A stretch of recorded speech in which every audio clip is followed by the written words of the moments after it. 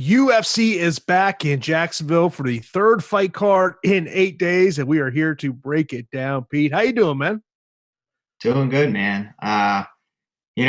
Last night was a rough one. I kind of don't even want to talk about it, but that's a fight game. Anything can happen, and I think that's what we got to remind ourselves is how much a fight can change and how quickly it can change in a blink of an eye. Yeah, I mean that's about the fight game. All it takes is one strike. I mean, you look at some of the fights throughout the fight card. You go early on, Hunter Azure has a great opening round, and then everything falls apart for him. You look at Michael Johnson, great opening round, then gets submitted, at the start of the second round, and Anthony Smith gets off to a good start, and then of course that fight goes completely away. I did not think of it, Oh my God. and of course everything that happened there. If you took Glover Teixeira, you definitely didn't listen to us. But Glover Teixeira went out there, just a great performance by Glover Teixeira. But that's a fight game, Pete. I mean, you've been in this game for a long time. You know it. I mean, it's how the fight can change, very instantly. Yeah, that's MMA. The word block is truly eliminated from my vocabulary. I really thought that Anthony Smith was as close to a sure thing as possible last night. He looked great early, and he looked like, oh my God, he's really elevated his game, and the coaching has such a great game plan, but seemed to that he kind of exhausted himself a little bit, and then got clipped with a few big shots, and then that really just was the beginning of the end. So hopefully we can turn it around here, and it's not really a beautiful card, but it's another fight, and I'm excited. In terms of just the fight card, I like this fight card more than I did Wednesday's card, just top to bottom. There's more fights on this card from the fight aspect that interests me more. I mean, I look at, Dan Ige versus Edson Barboza. Of course, Barboza going down to 145 pounds. Anders versus Jocko. Song Yadong versus Marlon Vera. Those are, and obviously the main event of Alistair Overeem and Walt Harris. To me, there's a lot of fights on this card that do interest me. By the way, if you do have a DFS question about these fights, put it in the chat, and Pete and I will get to your questions. Pete mentions he's not going to use that L word, which we already got a question about our top three, so we'll get into that later on in the show. But of course, it is a heavyweight main event that's going to headline this fight card, Pete. It is Alistair Overeem versus Walt Harris. Alistair Overeem, 7,500 on DraftKings, $18 on FanDuel, and for Walt Harris, $8,722.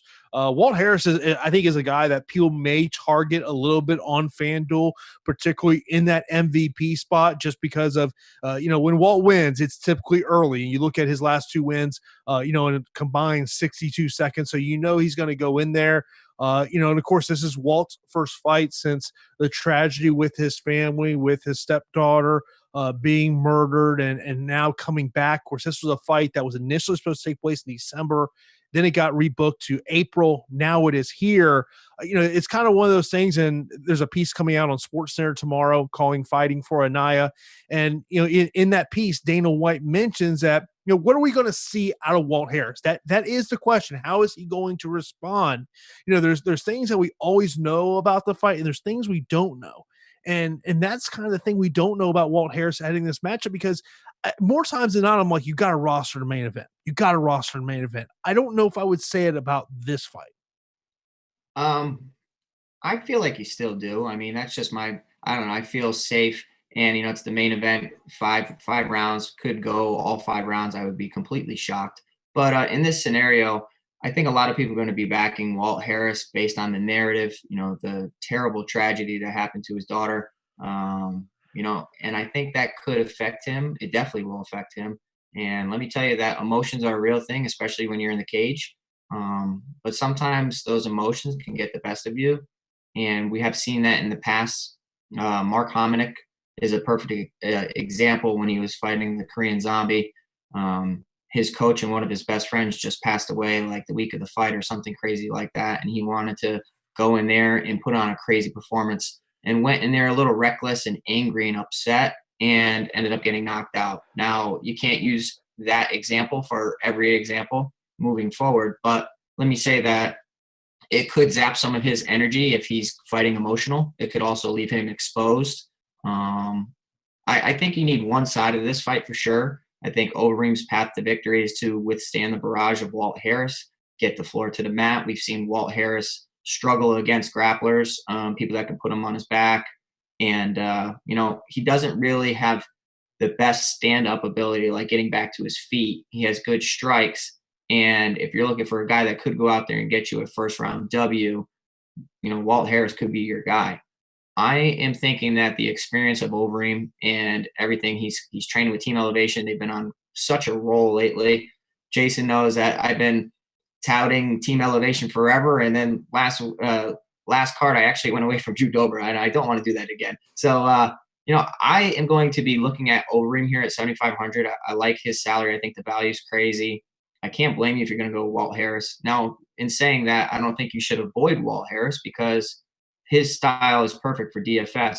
I think that if you're going to build a bunch of lineups, I think you should go about 60-40 and pick one way or the other. I'm backing Overeem in this bout.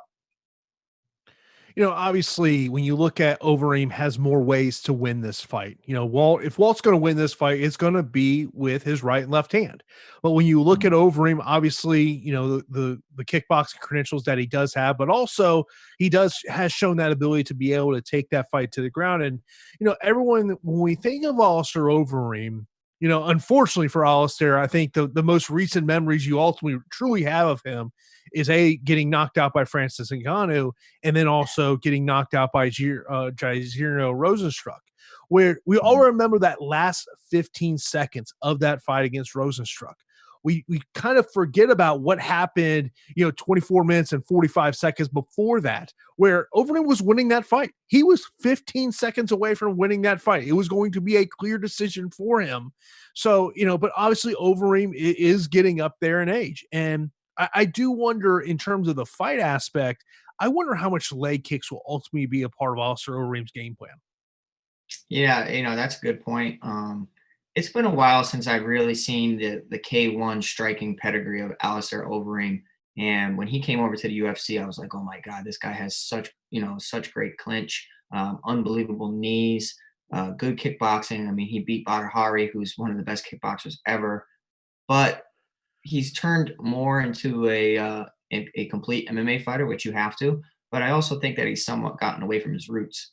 I think there's no reason why he can't go out there and knock Walt Harris out. We've seen him knock out Junior Dos Santos, Brock Lesnar. Like, we've seen a lot of talented performances from Alistair Overeem, and he's really seen it all from the striking of K1 to some of the biggest fights in the heavyweight division in the UFC. So the guy's seen it all. I think he knows what Walt Harris's game plan is going to be. The thing that worries me about Overeem is how he shells up and lets opposing fighters get their offense off. And I think that could be a problem here, because I think Walt Harris, with all this emotion behind him, might just throw like a 50-punch barrage, and the next thing you know, the fight's over. So I would say hedge your bet on this one.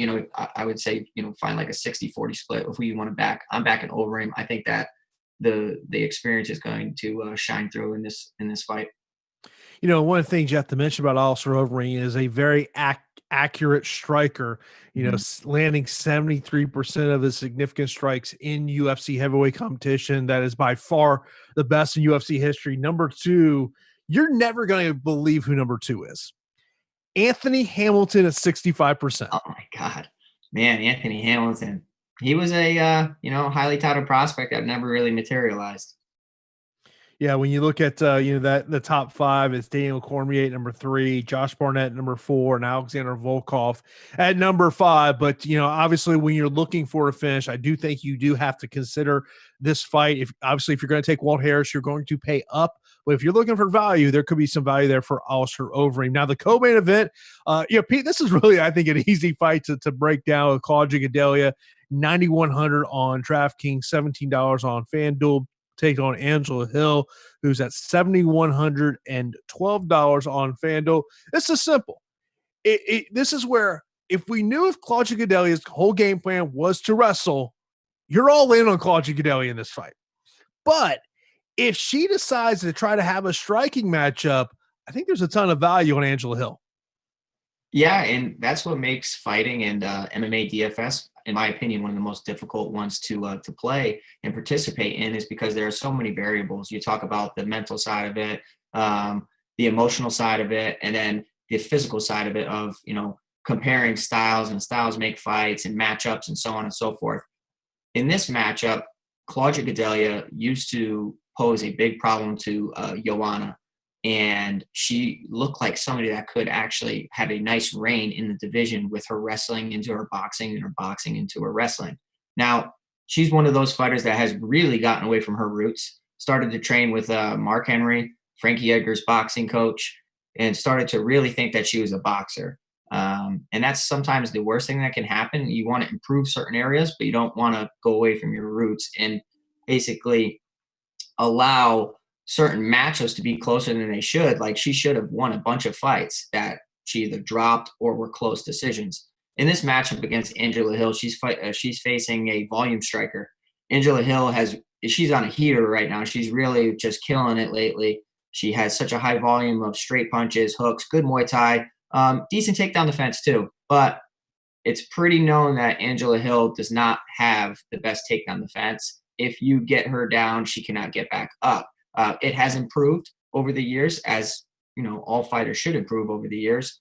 But as long as Claudia Gadelha is not broken and she remembers how to wrestle, I really like Claudia Gadelha here. But in saying that, I will also have some Angela Hill at 7,100. I can't fully eliminate her from my player pool because she's such a high volume striker.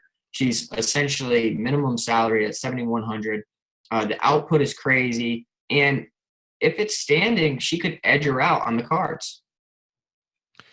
Yeah, I mean, the only I think a concern also have Claudia, and we have seen this in the past, is that she does tend to wear down as the fight goes on, and I believe we talked about this on the last two shows of, we're looking at what our life is and the access to gyms that fighters may or may not have. If it's a grappling based fight, does she wear down a lot?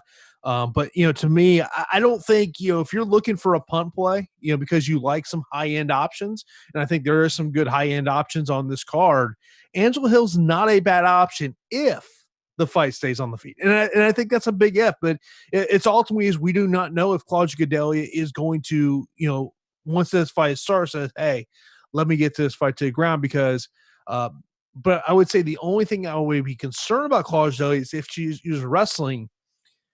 I love when that fighter is using wrestling, gets takedown, fire gets back up, takes them right back down, so you can stockpile, points up. So that to me is a little bit of a question. Yeah, I think if you were viewing this in the GPP or cash games, it's probably a fight that I would avoid for cash. Just because of the variables. But in GPP, Claudia Gadelha does have some high upside because of the takedowns and potential in that situation. Angela Hill is an upside play for sure. She's another GPP play because of her base salary. So I can't blame you going either side. I think Gadelha is the safer play. The only issue is her cardio. So hopefully it lasts up. And of course, then we're going to have a featherweight matchup. Which this is one of these fights that I'm really interested to see. What does it look like on the scale tomorrow with Edson Barboza going down to 145 pounds for the first time, taking on Dan Ige. Dan Ige priced at $7,716 on FanDuel for Edson Barboza, $8,500. And $17. And Pete, this is just a fight where there's so much unknown with Edson Barboza of what will he look like at 145 pounds. I saw a tweet earlier from MMA Junkie where, he was, today was the virtual media day, and he was asked about going down to 145 pounds. And he talked about looking for new challenges. I don't know whether I really love that statement. Obviously, when you think of Edson Barboza, you think of the leg kicks. If I'm Dan Ige in this fight, even though Edson Barboza has shown good takedown defense in the past, to me, if I'm in the Dan Ige business, I'm going, let's try to get this fight to the ground. Let's stay out of range. Let's not make this a kickboxing matchup. Oh, 100%. You can't stand up with Edson Barboza. You're going to get your leg kicked off. Just look what he did to Dan Hooker, who's a much larger fighter than Dan Ige is. And Dan Ige needs to press forward and close that gap and take down Barboza. In saying that, Barboza has great takedown defense. He's been taken down by Kevin Lee a lot and Khabib a lot. Outside of that, I think that he can really prevent takedowns. The issue in this situation and paying $8,500 for Barboza is the unknown of his weight cut. How is he going to perform cutting down to 145 pounds for the first time? And he doesn't really have the best cardio, in my opinion. He throws a lot of extremely explosive strikes, big kicks. Whenever you throw a lot of lower body attacks, you're going to zap your energy. So that's not necessarily a good thing when you're cutting down an extra 10 pounds. I will be backing Barboza in the fight. I think he's going to do enough and can leg kick Dan Ige a lot. But in saying that, Dan Ige knows how to keep fights close. So 7,700, the value is there for Dan Ige, but I'm probably going to be a little underweight on that just because I think Barboza, I think he has a good plan implemented with the weight cut. I mean, we'll have to truly see when he weighs in and see how he looks. You could tell that Carl Roberson on the previous card, he looked horrible, and I was all over Marvin Vettori because of how bad that weight cut looked. If Barboza looks anything like that, I'm off Barboza. But if he looks fine, he looks like he's in great shape and he's taking care of himself, I'll probably have a decent amount of Barboza at 8,500 for the upside and leg kicks, significant strikes, knockdowns, potential knockout. And of course, if it's the first time you're watching myself and Pete the fighter, of course, I am the reporter, and we'll let you know about the tremendous offer that Awesemo.com has right now. Sign up for the Awesemo Plus MMA weekly package for $8.95, where you get access to all of Awesemo's coveted tools. Go to Awesemo.com/join to take advantage of this offer, and follow Awesemo on Twitter at Awesemo_com. And we always talk about that. You got to use that fancy crunching all those lineups, trying to figure out what is the optimal lineup, especially if you are a multiple lineup player. Of course, we will get into some of the questions here later on in the show, so leave those in a chat and we will get to those questions as we do go on. Next up, we've got a middleweight matchup of Eric Anders, your boy Eric Anders, 7,600 on DraftKings, $13 on FanDuel, taking on Christoph Jocko, $8,618. This is another fight that was supposed to take place back in, I want to say it was the Portland card initially. Of course, all the change that have happened now is taking place here. This is a fight that, I ultimately think it does go 15 minutes. I'm not sure if we do see a stoppage here. Eric Anders is definitely someone that I'm looking at as, someone under that 8,000 range. Yeah, I think that in this situation, a lot of people are going to flock to Jocko here. He has the better record. He's 21-4. He's the favorite in the situation. But I like Eric Anders. Eric Anders, I think, has the probability of getting a knockout more in this matchup than Jocko. Also, Anders has a great ground game, and I don't think a lot of people realize that. 7,600, the value is nice. I like Anders. He's been on the winning side of some close decisions and has also dropped some as well. But I like him at 7,600. I can't complain. Definitely a fight that I think that you have to look at in terms of this one. One of the things about Eric Anders, when I initially met Eric Anders, he was, as an amateur. And one of the things I remember, the stock picture I had of Eric Anders was him, going to jiu-jitsu tournaments. But that's something we really have not seen him use in MMA. I remember I want to say it was his last fight, we were talking, and I was like, hey, you find yourself in these positions on the ground, but it's more about the strikes. He's like, hey, I just like throwing the leather. So we'll see if he does find himself in that situation. But a nice matchup there at 185 pounds. Also, another matchup that I'm really interested in is Song Yadong, 8,900 on DraftKings, $19 on FanDuel, taking on Marlon Vera at $7,314. This is actually a fight that Pete and I were talking a lot about today, because this is one of those matchups where obviously Song Yadong is the fighter that everyone has been looking towards. He's coming off that draw against Cody Stamann, where pretty much a majority of people did believe he lost that fight. He was deducted a point in the first round. that ultimately led to that draw. But I remember talking to Cody Stamann after the fight. He truly did feel that he did enough to get the win. So we'll see what, how he looks. How does he bounce back from that fight? Marlon Vera has been a finisher, and that's what we're looking for. Yeah, Marlon Vera is going to be extremely popular coming in at 7,300. He is a great fighter. He's really good. He has good stand-up. He's a long southpaw, likes to switch his stance a little bit and try to get you to run into some kicks. But I think that Song Yadong is the next big thing. I really do at 8,900. I like Song Yadong. He has had some big finishes, some quick finishes. I probably won't be completely exposed to him. I'll split it with Vera because Vera has a sneaky ground game. And if he does get on top of Song Yadong, could submit him, could ground and pound him out. But I'm expecting Song Yadong to go out there, land a couple right hands, drop Vera, hurt him a bunch. Does he get a finish? I don't know. Not many people can finish Marlon Vera. If he does finish Marlon Vera, that's going to be a huge feather in his cap. I think Song Yadong will find that right hand. On film, I was seeing a lot of openings in Marlon Vera's game for that right hand to land. Now, in other fights, he has taken it, eaten it, and moved on and pressed forward. Against Song Yadong with his speed, his in and out, and good takedown defense coming from a good camp and Team Alpha Male. I like Song Yadong. He's one of the fighters on this card that I feel pretty confident in. I will never say the word lock again. But he's one of the guys that I'm probably going to build some of my lineups around. Like I said, I will have Vera because of his finishing ability, but I fully expect Yadong to go out there and put on a show. Yeah, I mean, I think the question I have with Song Yadong, more of that price range of being at 8,900.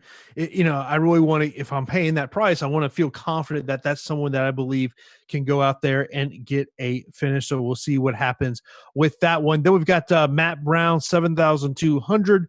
$14 on FanDuel, taking on Miguel Baeza, who's at $9,020. Miguel Baeza, obviously one of the highest salary fighters on this card. Matt Brown, you can never count this guy out of, but this is old school UFC matchmaking right here. We've got the one fighter, Matt Brown, who's been around forever, and now you've got this young guy. And more times than not, what the UFC is trying to do is they're trying to use the guy that's been around for a long time and allow the young guy to come in to make a name off himself. But obviously the one thing, if you're Baeza, you got to stay away from those elbows. Yeah, I mean, I really don't understand this matchup. And the reason is because Baeza is so green. He only has 8 professional fights. He's 8-0. He has looked good. But let's not forget that on the Contender Series, he was dropped several times and hurt by somebody on the Contender Series. And then he came into the UFC, had a pretty soft matchup, performed well, and then, got a ground and pound finish going up against Matt Brown, who has a wealth of experience. I don't know. I don't know. It's a big step up in competition. And in the fight on the Contender Series, granted, Baeza was hurt and dropped several times, but he did look like he was gassing. And if you are going to gas out against Matt Brown, who's going to push a crazy pace, that's nothing that I want to be a part of. So Matt Brown, I will have in a few lineups at 7,200. I don't really know if I'm going to have much of Baeza. Now, Baeza has hit a takedown. I have seen him with some decent – he's a Brazilian Jiu-Jitsu black belt. I don't think a lot of people realize that. They just think that he's a good striker. But against Matt Brown, if I'm his coach, I'm saying let's dig him to the body. We know that Matt Brown is super susceptible to liver shots. Every time he gets touched to the belly, it seems like he folds. But sometimes he pushes through. If you can really dig, and he has such a good boxing background, if he can dig that left hook to the liver or work a kick to the liver, he could get a stoppage here over Matt Brown. And then boom, next thing you know, one little body shot, he made a name, he got a finish, and he got you guys a nice score. So I'll definitely have Baeza, but I'll probably be a little underweight because it's a big step up in competition. Yeah, if you look at over on Awesemo.com, if you look at the projections that we do have, Miguel Baeza, odds of winning 66%, odds of KO 46%. When you look at Matt Brown, odds of KO 22%, odds of winning 34%. So this is obviously it's a spot where I feel that the UFC is trying to build on Miguel Baeza here, but it's only going to whether or not he can do that. Of course, that's one of the great tools over Osmo.com that you definitely got to check out. Another fight that Pete and I were really talking about a lot today, and that was Anthony Hernandez and Kevin Holland. Anthony Hernandez priced $8,000 on DraftKings, $16 on FanDuel. For Kevin Holland, $8,216 on FanDuel. There was a fight that Kevin Holland had a couple years ago against John Phillips. Anyone who knows John Phillips knows can't stop a takedown. Can't stop a takedown. You put him against a wrestler, he's going to the ground. And I want to say he scored like 150 points, 155 points in that fight. This is I like Kevin Holland, and we always talk about this 8,200 versus 8,000 matchup of it's one of those fights that you really have to take a lot of look in because obviously because of the salary. We saw it all Wednesday with Michael Johnson and Thiago Moses, where Thiago Moses goes out and gets a second round finish. Pete, talk a little bit about what you saw on film between these two guys. Yeah, so typically I really hate the 8,000 and 8,200 fighters because it's such a coin flip and it's usually a pick 'em, as the odds suggest. That's how they base the salaries, of course.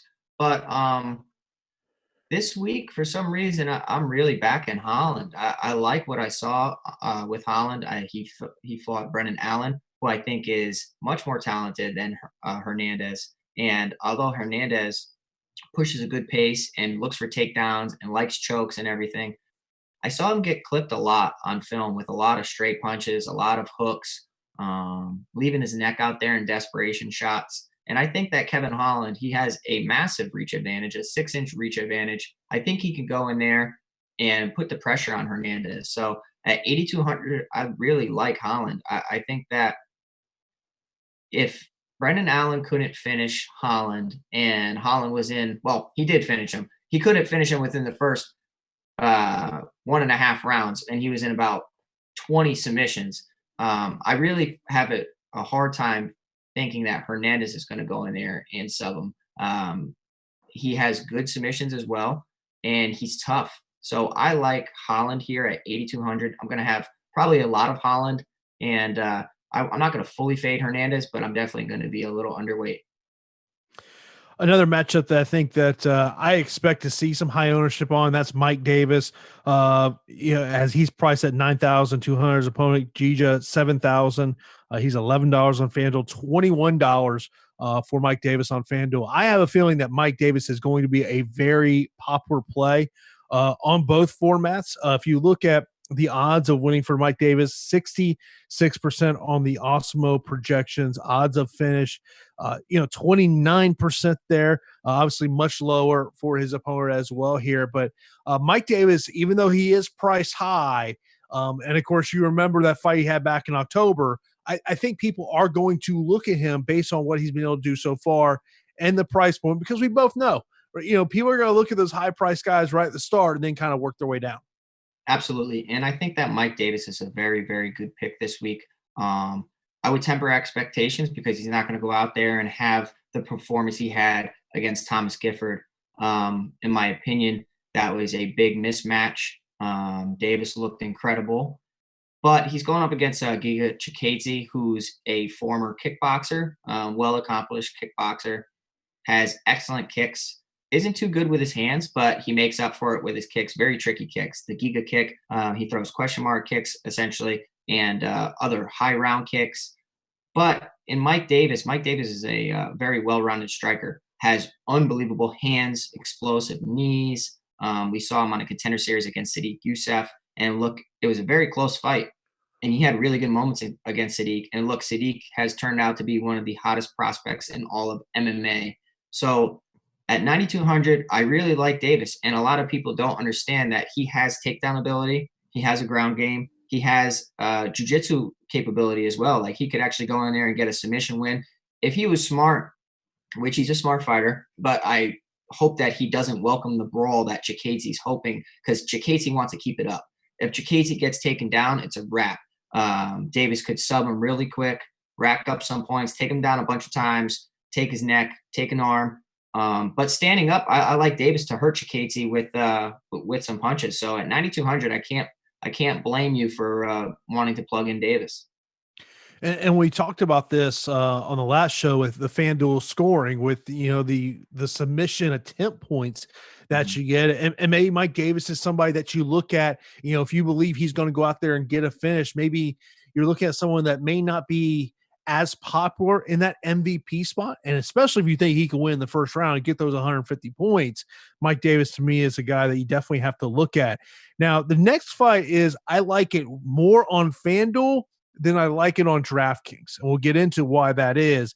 Courtney Casey, 8,800, $14 on FanDuel. Mauro Romero Borella, 7,400 on DraftKings, 13 on FanDuel. I like Courtney Casey on FanDuel way more than I like her on DraftKings. I think this fight's going the distance. I just, that's just my ultimate belief. And when you look at the stats, when you look at female fights going over 2.5 rounds, it's over 60%. So the likelihood that, you're going to get a fight that goes a distance. And Courtney Casey, with her landing strikes, I just think the value on FanDuel is much better than on DraftKings. Yeah, that's a great point, Jason. And the value on FanDuel is crazy at $14. I mean, and her opponent's at $13. That doesn't make much sense to me. I really like Casey in this matchup. I think that Casey has fought the who's who of the female fighters. She can go in there and pull off, close decisions, but also can go in there and potentially get a TKO stoppage like she has early on in her career. We've seen Borella struggle when people push the pace against her or reverse position, get takedowns, put her on her back, striking even. I think Borella is somewhat overrated. And I think Casey, despite the 8,800 price tag on DK, I'll have a few shares. Does a finish happen? Probably not. So does she necessarily justify her salary? I would say most likely not. But there is the potential to get a finish over Borella, who does have 7 defeats and seems to be on the wrong end of her recent fights. So give me Casey. FanDuel is a lock. DraftKings, temper expectations, but I do like her. Could be low ownership on DraftKings, though. Yeah, and last week last night, you look at Sijara Eubanks, and she, in my opinion, after watching the fight, it didn't look like it was that impressive of a performance. And then she ended up with 90-something points, which is crazy because a few ground exchanges and a few scrambles led to some advances and everything. So if there are any ground scrambles or transitions or whatnot, you'd be surprised at how quickly those points rack up. So I wouldn't stray away from Casey on DraftKings. I would probably look at her more as a cash games play than I would GPP. Yeah, it's a great point. I think that her upside is somewhat limited. You feel safe in the matchup, kind of like what we talked about Eubanks last night, that we thought that she would definitely get the win. She did. But yeah, I think she's more of a cash game staple than a GPP play. And that's something you've always talked about, is using cash to build up your bankroll. Yeah. Get double ups and things along those lines. So maybe Courtney Casey is someone to pay attention to. Then we've got a matchup between Darren Elkins, 8,300, $15 on FanDuel, taking on Nate Landwehr, $7,915. When Nate made his UFC debut, it was a fight, and you'll hear Pete and I talk about this a lot. Every fight card of this fight you have to have in your lineup when he took on Herbert Burns. I would not say that's the case here. What always scares you about Darren Elkins is he's known as the damage, which means, well, he takes a lot of damage in a fight, which can be concerning. We have seen him come back in fights and ultimately get the win here. I'm not sure if I lean one way there. Do you have a lean? So oddly enough, I feel like this is one of the fights you need to have in your lineup. And the reason I say that is because the potential for either side is huge. We've seen Darren Elkins take a significant amount of damage and basically walk around as an everlast punching bag for rounds at a time. And Landwehr is very good at giving his opponents damage, at hitting them a lot. He has great boxing, very reckless. He's coming off of a surprising knockout loss to Herbert Burns, but he was clipping Burns and hurting Burns on the feet. Now, in saying that, Landwehr, after watching a lot of his M1 fights, can be taken down, and can be taken down a lot. So Darren Elkins has taken down a lot of good people within the UFC, and he has fought some of the best guys out there. So there's nothing really new that you're going to throw at Darren Elkins that he hasn't seen before. So in saying that, I really feel like this is a very pivotal matchup for your lineups. And I think that Elkins can get a lot of takedowns and sneak out a decision win. I can also see Nate Landwehr going out there and putting the pressure on Elkins and really racking up some significant strikes, because Darren Elkins can take a shot. His name is the damage, and he could take a lot of damage and keep on fighting. He's so tough. Think about that come from behind victory he had over Masad Bektik. And, it looked like he was down and out, and it just never gave up and turned it around. Would I lean one way or another? I'd probably lean towards Landwehr. I mean, he's coming off of a bad knockout loss, but he was a very touted, I wouldn't say prospect, but crossover guy that came over from M1, had a lot of success over at M1, was really putting it to a lot of those fighters over there. And those guys tried to take him down as well. The one thing that's tricky about M1 is that it's like a half cage, half ring. So I wonder if Landwehr is a little inexperienced against the cage when it comes to takedown defense. You know what I mean? We're about defending the takedowns and using that cage to your advantage. That's one thing that I could think of. But I've seen Darren Elkins pick almost everybody up and take them down. So like I said, you need somebody in this matchup. I'm going to lean slightly like 60-40 to Landwehr, but I can't fault you if you like Elkins with his grappling upside. See, I like to say they like to block punches with their face. Oh, 100%. Your line of an Everlast punching bag, that's going to go in the vocabulary. It's I've true. never heard that. I've never heard that line. Like, man, that's going in the vocabulary, Pete. All right, good. Of course, if you do have a question about these fights, we got one more fight to go. Then we're going to get into listener questions. Leave a question right now in the chat right here on the Awesemo.com YouTube channel. Of course, if you're watching this after the fact, you can always tweet myself or Pete on Twitter with your questions. Pete is at Pete the Heat MMA. I am at Jason_Floyd. The first fight of the night, we've got a heavyweight matchup. Dontel, your face reaction says everything about this. Dontel Baeza, 8,400 on DraftKings, $17 on FanDuel, taking on Nascimento Fajea, $7,800 and $15 on FanDuel. Your face says everything, so tell me a little bit about it. Man, anytime you have heavyweights, the likelihood of it being a finish is very high. So I can't say stay away from this fight, but I want to stay away from this fight. I hate this fight. Dontel Baeza has looked like, I don't know, he doesn't really have the best takedown defense early on. He's had a bunch of Contender Series fights, and he fought Alan Crowder. If you remember Alan Crowder, he's one of not the best heavyweights out there, okay? Like he's on the very, very low tier of heavyweights that were in the UFC. And Alan Crowder was taking down Dontel Baeza and having no issues with him. And Dontel Baeza just looked like he was a fish out of water when he hit the mat. And then Baeza has rebounded and has, got a few wins on the Contender Series coming off that loss to Cyril Gane. But the one thing with Baeza is he wants to keep it standing. He does have decent boxing and good hands. Cardio is a question. He does have a good camp behind him in Jackson's. I think he goes out to Jackson's pretty often. This guy Nascimento, he's fighting, okay? Looking at his record, pulling up his record, very difficult to find his fights. Very, very difficult to find his footage. Very difficult to even see if these are actually fights. Are they smokers? I don't know. Nascimento did have a fight on the Contender Series, okay? And he looked okay. I mean, he's big, but I think Dontel Baeza is very large. At 6'6", he's going to have a big height advantage over Nascimento at 6'2". Nascimento's wins, though, most of them come by submission. And when Baeza hits the mat, he really, really has zero ground game. But at 8,400, he does have somewhat upside. He's in that Chase Sherman 8,400 role right here, where he does have the significant strikes upside. It's a fight that I don't want to roster, man, just because I don't want to risk money on people that I don't feel comfortable in. I don't feel comfortable in Nascimento. There's too many unknowns. I mean, the takedown he hit on the Contender Series, was it impressive, Jason? I'd say no. I don't think he could do that against Dontel Mays. I think that the size of Dontel Mays would cause that problems. Now, if he can get Dontel Mays to the ground, Mhm. there's where I think he could have a lot of success. My question is whether he gets it down. By the way, if you like what you're hearing, hit that thumbs up button here on YouTube, as we are going to start to get into listener questions here momentarily. But yeah, I mean, this is a fight that I would not feel comfortable with either side. You don't feel great either way in it.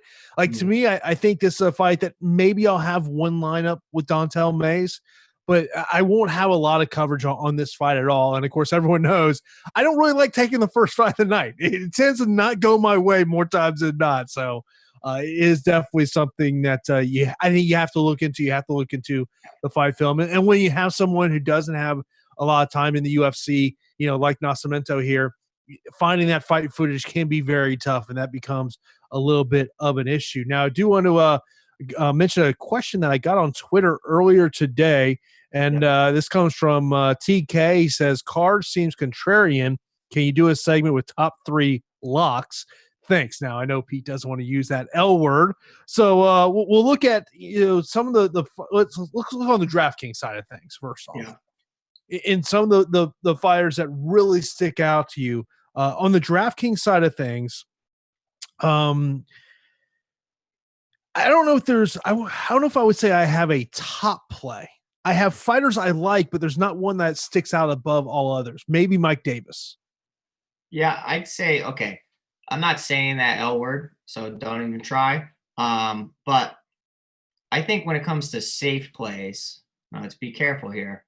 I think that Casey should win. Okay. Now, temper your expectations for her, temper your expectations for her output, her score. But sometimes you get surprised. Like, I honestly watched Eubanks last night, and then I was like, man, she's probably going to have, like, I don't know, 80 points. And she surprised me. She had, mid 90s. So sometimes just one exchange or one round can really boost up your total. So I think Casey. I like Davis too. I really like his chances to win against a very one-dimensional striker in Giga Chikadze. Chikadze's very, very good at striking. So is Mike Davis, and I think Mike Davis can mix it up if he does have trouble on the feet. And then, oddly enough, I'm going to say Holland. I don't know. I like what I saw on footage of Holland. His toughness. He's a good striker, has good hands, and some underrated jiu-jitsu. I think that he could catch Hernandez in a guillotine. So give me Holland. Casey's okay, and I like Davis. As I mentioned earlier, when we were talking about Courtney Casey, I like her way more on the FanDuel side of things Oh than my on the God. DraftKings side at $14. I know one of the questions that we got in the chat was related to the FanDuel. Yes, we do talk about the FanDuel side of the equation. I like Mike Davis at $21 more than I like Walt Harris at $22. I think Walt could easily win, but it's heavyweight MMA, and I wouldn't say I feel confident in that, and primarily because Alistair Overeem to me has more ways to win that fight. Other sides on the FanDuel that do stick out to me. I think the Ige Barboza fight. They're both relatively, at $17 and $16. Those are ones that stick out to me. Matt Brown, I think, could be worth the flyer on both sides. Just because if he can land one of those elbows, but man, he's got to protect that midsection because we've seen what's happened to him on the midsection. You look at Darren Elkins and Nate Landwehr, both at $15 on FanDuel. I think that's a fight. I know another question that person had asked was, give us a complete fade for Saturday. Man. Okay, I'm going to say Borella. I'm going to feel pretty confident in saying that. I just think that she's overrated. I don't see how she's going to beat Casey. I think Casey can edge her out in the feet if it stays standing. I think Casey's smart enough on the ground to get out of submission attempts, good positions, even take her down. So I would say Borella's a full fade for me. I mean, in terms of fight, I would say Nascimento and Dontel Mays is a fade for me as well. You know, we talk about that. There's fights on the card. You're just gonna scratch out and say, you know what, I really don't have an interest in that fight. And that's one of those fights that I do not have an interest with. Of course, be sure to sign up for the Awesemo Plus MMA weekly package for $8.95, where you get access to all of Awesemo's coveted tools. Go to awesemo.com/join to take advantage of this offer, and follow Awesemo on Twitter at Awesemo_com. Of course, we have the projections that are up there to help you out. Also, the Fantasy Cruncher. That's my favorite tool to go to on the Awesemo website. Crunch all these lineups, and you know, maybe there's one fighter you really like, you hit lock, and then start kind of creating some lineups on both sides, whether it is DraftKings or on FanDuel. Of course, do want to get into some other questions that are in the chat. Of course, if you do have a question, put it there in the chat. Let's go. This one's from Alexander. Who of these has GPP upside, if any? Jocko, Anders, Casey, Borella, Ige, Elkins, Landwehr, Gadelha, or Hill? Can you name those names again? I think there's several in there that have GPP upside. I mean, it just depends on their strategy. If Gadelha goes out there and goes grappling heavy and doesn't gas out, I think that she could be a fine play. 9,100 is a little expensive for my blood, and I don't necessarily know if I want to take the chance that she's going to go back to her roots that she's strayed away from. I think either way you go, the Elkins Landwehr could be very interesting. I think Landwehr either TKOs him or Elkins just out grapples him and racks up like 90 to 100 points, because I really find that fight to be such a high paced fight with tons of scrambles and neither guy quitting until like the second or third round. So I like that fight to target for GPP. Ty has a question. Top 3 cash core. Well, I think you got to what's up, Ty? I think you have to target somebody in the main event. For me, what I base a lot of decisions off of, if I'm really torn, is who's the more well-rounded fighter. And in that situation, I tend to favor Overeem. So I think that Overeem has more ways to win. And I think that Team Elevation probably has a great game plan for him to avoid getting cracked by Walt Harris. You have to realize that Overeem's also training with Curtis Blades a lot now. And Curtis Blades is one of the top heavyweights in the game. Now, granted, it's completely different style from Curtis Blades to Walt Harris. But the thing is like when you're training with such high-level competition, you're just going to grow and get better. And I know that Overeem is 39 or whatever, but I believe that there's still room for improvement and that he can keep getting better and potentially work his way back to a title shot. I feel pretty confident saying I would be fairly shocked to see a takedown by Walt Harris. Only if he gets rocked. I don't see magically him shooting for a double-A takedown. Yeah, 100%.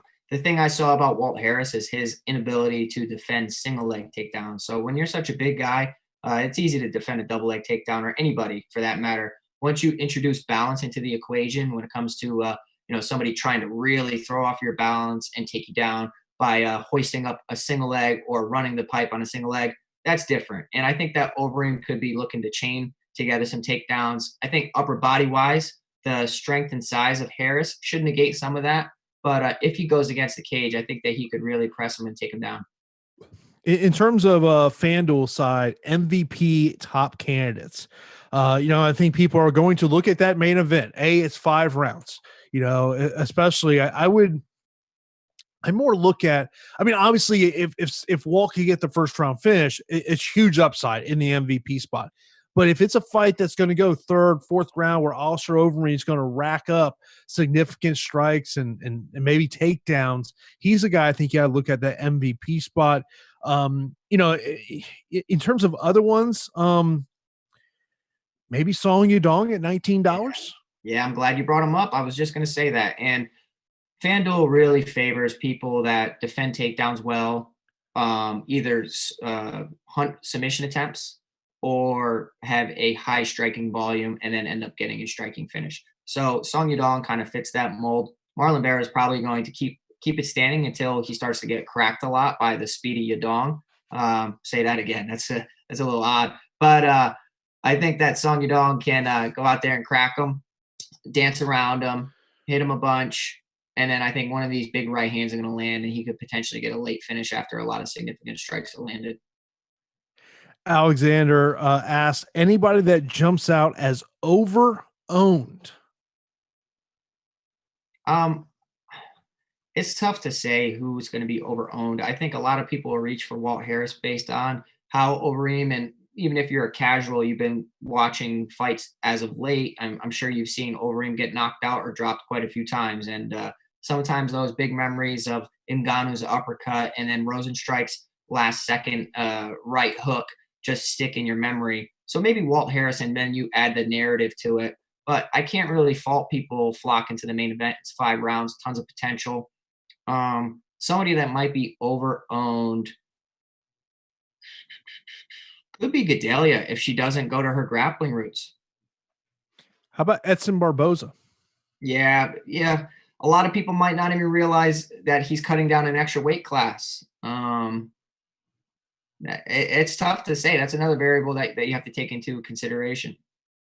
Yeah, I mean, you could maybe look at Miguel Baeza as another one, and I mean, look, he very well may get the finish. He very well, but I think we always talk about this, that what we call tier one, 9,000, the fighters in the 9,000s of, is there going to be someone that could be over owned? And look, and that's when you're in these GPPs, that's when you got to be thinking of who's going to be under owned. If you go back to it's weird me saying last night's card. I know. It's kind of weird, but you looked at, you had some, low ownerships in terms of fighters that ultimately, fared pretty well. So it is something to pay attention to. Next up, Ty goes, Overeem, Casey, Yadong would be my cash core, ? It's probably going to be a core for a bunch of my lineups. I mean, I like the way that sounds. I like Overeem. I like Song Yadong. And I like Casey. And I know it's hard to say that Overeem's going to go out there and wrestle, because if he doesn't, then the longer he stays standing up, the more Walt Harris is in that fight. And that's very dangerous. But I think Walt Harris's gas tank is probably below 2 rounds. I don't think that he can really last at a high pace fight. And something to note that Walt Harris has a training partner on this card in Eric True. Anders, both trained at SBG there in Birmingham, Alabama. I know Julian Marquez came in for this camp to help them out. He was there for, I want to say, a week or so. So the team there at SBG has been in preparations there. Chris Conley, the head coach. So, that is something to pay attention to. And of course, there's other fighters in this card where their coaches have been in Jacksonville for a week or more. When you look at Courtney Casey's coaches there at Fight Ready, they've been there over a week. I talked to Eddie Shaw the other day, who's a striking coach for Fight Ready, striking coach for Henry Cejudo, Courtney Casey, Hunter Azure, and he kind of noted, he's like, yeah, I'm kind of ready to go home. He's like, I'm ready just to be sitting in my own bed as opposed to a hotel bed. So, it's going to be interesting in terms of there.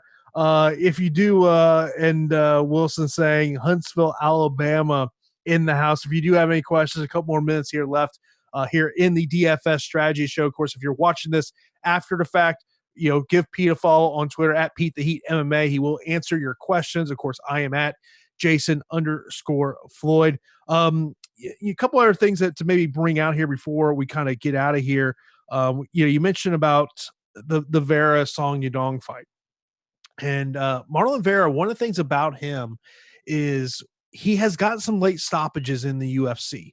So I think that's one of those things of, I go back to what we saw last Saturday night where Trevor Whitman tells Justin Gaethje, don't let your foot off the gas pedal. This is when bad things have happened. And I think that's got to be the message if the fight does get to the third round for that Song Yadong corner of like, look, this guy has shown the ability to finish fights late in the fight. You cannot take your foot off the gas pedal. Yeah, it's a great point. Absolutely. And I'm backing Yadong so much because of I'm going to start calling him Song. I'm going to start backing Song because I believe in the coaching. Okay. And I really like Team Alpha Male, Uriah Faber. I just think that, the coaching staff is going to have him really well prepared. And I think Marlon Vera has been around so long that they know his game. There are certain fights that I really think need to be in your lineups because I'm expecting a finish. I think the main event's one of them. I think the next one that's going to go to a finish, it's going to be finished, is the Yadong Vera fight. I'd probably say the Holland Hernandez, oddly enough. The Elkins Landwehr. Those are 4 fights that I think could potentially end before the rounds. And I'm going to be targeting them a lot. I mean, granted, I could be off on that, but those are some fights that I really like. A couple questions we got in here. One actually was related to, how many total finishes do you think there'll be on this card? I just kind of went down. I counted. I see potentially as much as 7 fights. Obviously, the main event, which, by the way, someone had asked, it is the only fight on the card that is a 5-round fight, Overeem and Harris. I look at Song Yadong, Marlon Vera, Brown, Baeza, Hernandez, Holland, Davis, Jija, and Nascimento and Mace. And I, even though I do think this fight goes decision, Anders Jocko, maybe. That's one of those kind of, but probably goes all 15 minutes. Yeah, I mean, ones that stick out to me with both fighters' toughness and fights that could potentially go decision. The Gadelha Hill, I think that screams decision. Barboza Ige, I'm not expecting that one to finish. Jocko Anders is another one that, I think should go to a decision. I think the Davis Chikadze could be one as well if Chikadze can survive long enough. And then maybe the Casey Borella. So I'm tempering expectations. I'm probably expecting like 4 or 5 finishes and a little bit more decisions than you.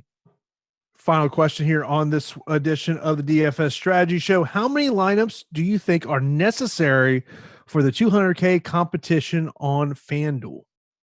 Well, I mean, you can definitely get it done with one. I mean, I've done it before and tied with a bunch of people. But if you are trying to be completely unique and take it down by your lonesome, then you should probably be putting in several. And by several, I mean like there are guys out there putting in 150 lineups. And I know that's a lot to save for your bankroll. And obviously, you have to be smart with your money. I mean, it's smart to hedge your bets as well. Like when we're saying go 60-40 on the fight, if you're doing multiple lineups, that's something you can do. Whereas, if you're putting 10 lineups in, have 6, with who could we say? 6 with Landwehr or maybe 4 with Elkins, because I think that match is going to be pivotal. But you have to be smart with your money, and especially during the times like right now. But the more lineups that I create, sometimes the worse results I have, and that's just the truth. And of course, if you ever have any questions for Pete, just hit him up on Twitter at Pete the Heat MMA. Be sure to hit that thumbs up button here on YouTube. And that is going to wrap it up for our DFS strategy show for UFC Fight Night, Overeem versus Harris.